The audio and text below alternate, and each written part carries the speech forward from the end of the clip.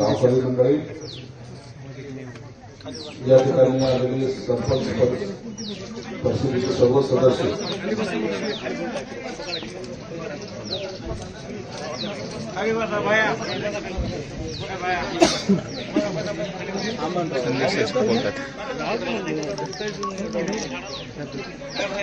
नागपूर चालू असताना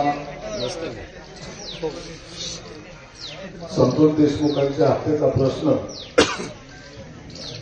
सभागृहात बीडच्या सुद्धा आमदारांनी प्रखरपणे मांडला. सर्वच आमदारांनी तो ज्या काय गांभीर्याने झालेली घटना आहे ते समजून सर्वांनी त्याला त्या भूमिकेला पाठिंबा दिलेला. सरकार काय करतं, सरकार काय त्याच्यावर ऍक्शन घेते हे सर्वांनी तुम्हाला माहिती आहे. परंतु आज मला शिंदे साहेबांनी कालच या ठिकाणी यायला सांगितलं होतं, परंतु आज आम्ही या ठिकाणी पोहोचलो. उद्या सामंत आता 1-1.5 तासात पुन्हा ते पण येणार आहेत. मी सकाळी 11 वाजता भेटला. एखाद्या ठिकाणी जायचं, तिथं शांतपणे पण बोलायचं, काहीतरी त्यांना दिलासा द्यायचा आणि निघायचं असं न करता सकाळी मी 11-11:30 आल्यानंतर जे एसपी या ठिकाणी आलेले आहेत ते पहिले संभाजीनगरचे डीसीपी होते आणि विधानसभेमध्ये घोषणा केल्यानंतर तातडीनं त्यांची ऑर्डर काढण्यात आली. ते इथं आदेश जाऊन त्यांना भेटलो. मुळामध्ये आपण ज्या काही घटना पाहतो, अनेक लोक आपापल्या पद्धतीने तर्कविरुद्ध लढवत असतात. घटनेचं गांभीर्य सर्वांना आहे, तर नेमकं काय घडतं याची माहिती सुद्धा आपल्याला असली पाहिजे. संभाजीनगर निघताना पुन्हा त्यांनी फोटो पाहत होतो संतोषचे. त्याच्या अंगावरच्या ज्या जखमा पाहत होतो, त्या जखमा पाहिल्यानंतर मनामध्ये असं चीड निर्माण होत होती. एखाद्याला इतकं अमानुषपणे पण मारू शकतात याचा अर्थ असा होतो की त्यांनी ते अमानुष दाखवताना कोणताही विचार केलेला नाही. सर्व शरीरावर ज्या जखमा आहेत त्या इतक्या भयानक होत्या. त्या संतोषने ते झेलल्या कसा असेल हा एक प्रश्न. त्याची जीभ काय कापलेली, त्याच्या डोळ्यावर काय जाळलं गेलं, त्याच्या पाठीवरची वार काय असते.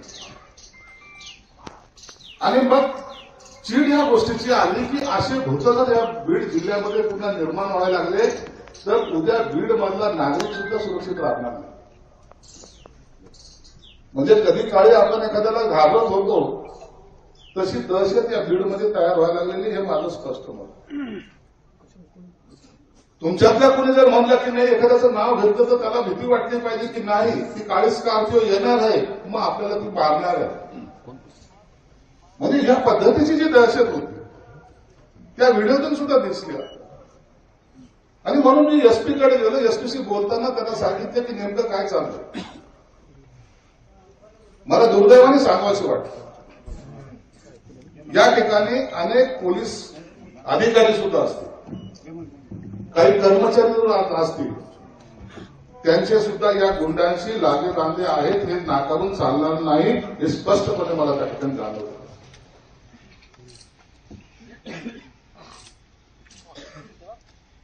मी एसपीला बोललो, पहिलं जर काही नीट करायचं असेल तर पहिलं डिपार्टमेंट नीट करा.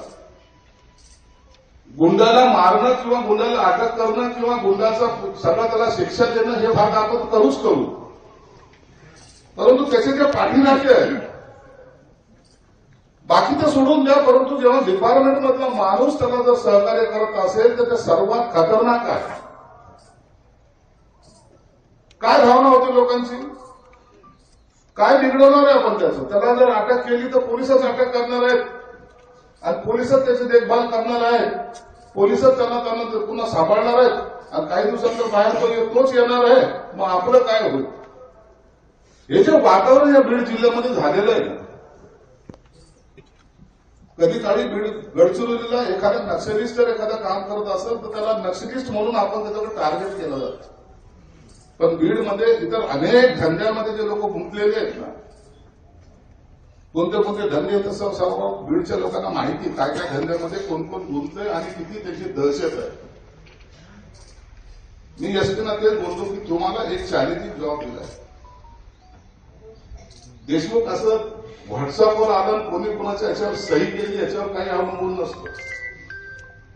हा जो मेसेज पास करण्याचा प्रकार आहे ना, आम्ही जेव्हा या ठिकाणी आलो तर आम्हाला त्या पद्धतीने सांगण्यात आलेलं आहे की तुम्ही जाऊन वस्तुस्थिती पाहून तातडीने काय करायचं ते मी करतो म्हणून सांगितलं की शिंदे साहेबांनी, म्हणून आम्ही इथं आलो. उगाच तरी सांत्वना द्यायला नाही आले. जे काही करायचं ते आपल्याला कोणत्या पद्धतीने करायचं त्याची दिशा ठरवण्यासाठी आम्ही आलेलो. एसपीला सांगितलं, एसपीला काही नावं सुद्धा मी दिलेली.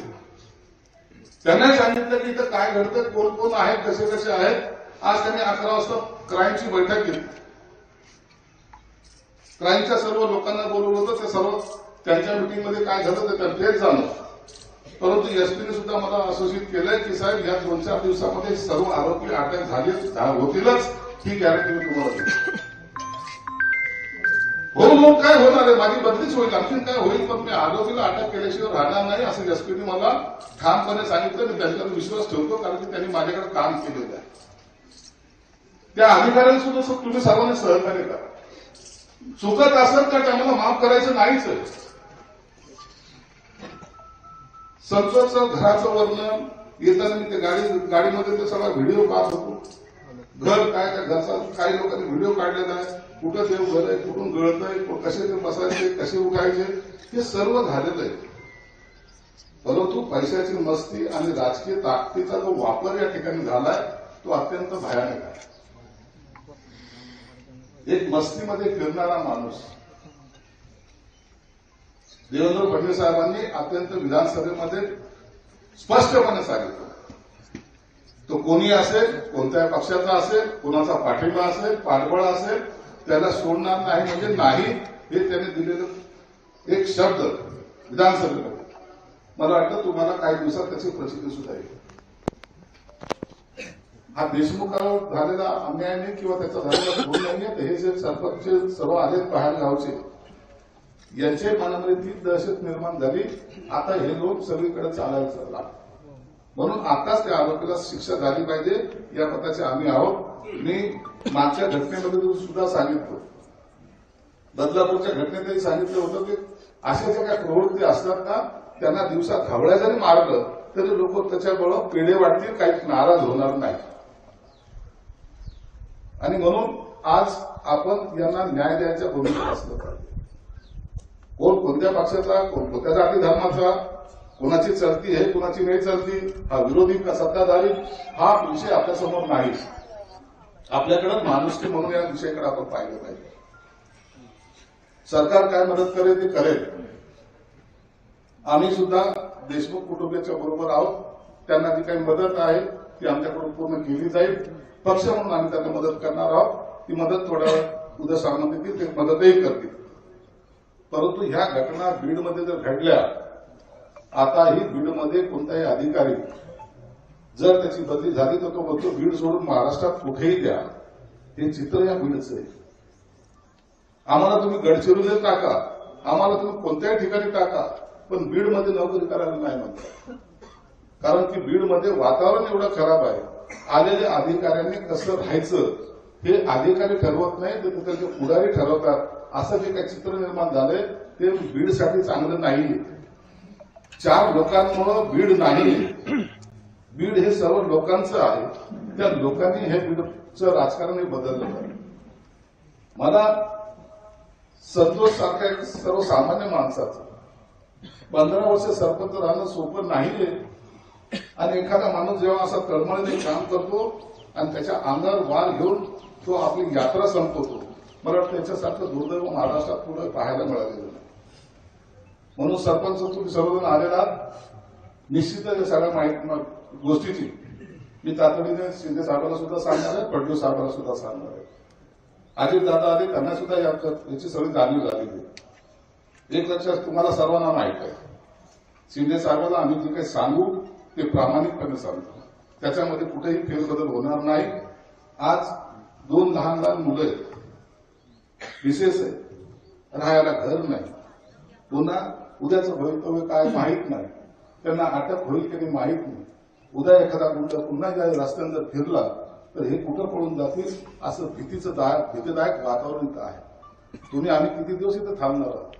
आपण येऊ, सांत्वना देऊ, निघून जाऊ, परंतु ज्या कुटुंबाला इथं राहायचं त्याला आधार काय, त्याचं कुटुंब कसं चालेल आणि त्या कुटुंबाला संरक्षण कसं मिळेल ही भूमिका आमची आहे. म्हणून आरोपीला अटक ही केल्याच जाणार. तुम्हाला 2-3 दिवसामध्ये जसा सर्व रिझल्ट आताच काही बातमी येत होती तर तुम्ही ती कन्फर्म करतोय, त्याला कुठेतरी अटक केली असं म्हणतात, परंतु जोपर्यंत कन्फर्म होत नाही तोपर्यंत त्याच्यावर भाष्य करणं योग्य नाही. परंतु या 2-3 दिवसामध्ये आरोपीला अटक ही केलीच जाईल.